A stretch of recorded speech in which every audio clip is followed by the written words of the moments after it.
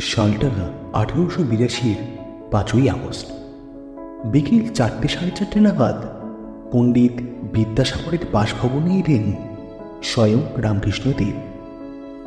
যথারীতি রামকৃষ্ণকে নিয়ে সারা বাড়িতে ব্যস্ততা তীব্র হয়ে উঠল, যাতে তার আপ্যায়নে কোনো ত্রুটি না থাকে।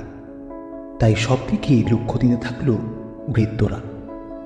বিদ্যাসাগরের থেকে রামকৃষ্ণ 16-17 বছর বয়সের ছোট। বিদ্যাসাগর এখন রীতিমতো প্রবীণ।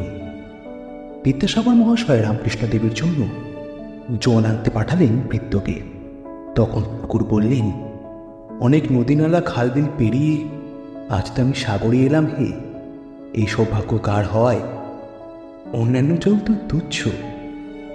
উত্তরে ঈশ্বরচন্দ্র বললেন, তার সাগরের কাছে যখন এসেই পড়েছেন, একটু নোনা জলে না হয় খেয়ে দেখুন। খুব ভালো করে দেখলে এই উত্তরের মধ্যে দিয়ে ঈশ্বরচন্দ্রের বিনয় রসবোধের পরিচয় পাওয়া যায়। অত্যাধিক জ্ঞান থাকা সত্ত্বেও তার সেটি জাহির না করা, বিনয়ী থাকা, নিজের বিদ্যাকে নোনা জলের মতোই নোনতা বলা প্রকৃত বিদ্বানের পরিচয়। রামকৃষ্ণদেব এতে খুশি হলেন। বললেন, হারে কে বলেছে নোনা জল?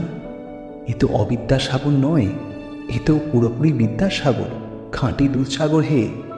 নোনা জল কি করে হয়?